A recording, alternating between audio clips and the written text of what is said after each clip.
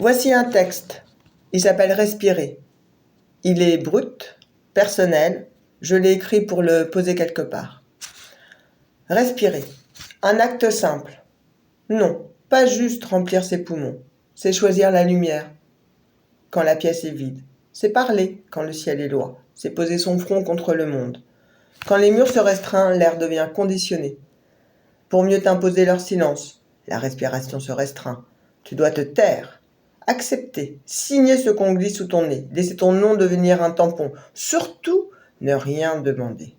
Tu encaisses, tu écrases, et tu devrais tendre l'autre joue, et même dire merci, parce que c'est un cadeau. Respiration saccadée, remonte vite à la surface. Dire non. Je ne me prosterne pas pour être accepté. Je ne suce pas les égaux. Surtout pour ceux qui partagent mon sang. On m'a appris que la tendresse était une faiblesse, comme ma fragilité. Qu'il n'y a pas de place pour les émotions, que je dois le respect, mais à sens unique. Chez eux, on préfère le contrôle à l'écoute, la violence au dialogue, le confort à la vérité. Sans bras autour de moi pour me dire « tu as ta place ». Je choisis le lien, pas la peur gravée d'une maison trop grande, vide de sens mais remplie d'argent. Pas le mépris d'un homme qui se prend pour la règle, pas les violences sans trace qui marquent à vie. C'est déjà trahir leur héritage, leur silence, leur dysfonctionnement.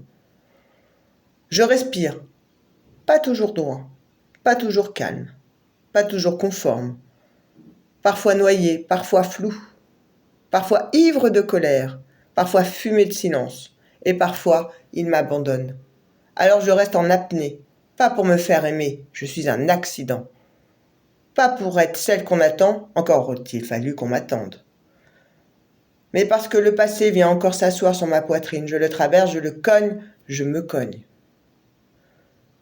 Je le repeins à ma manière, je vomis le trop-plein, je danse pour hurler sans bruit, essoufflé, jusqu'à ce que mon corps me dise « je suis là ». Ils ont choisi, mais il manque cruellement de boussole. La femme qui me regarde de haut est montée dans le carrosse. Malgré les coups des infidélités, un bébé est né. Elle a tout accepté. Ne pas perdre le confort.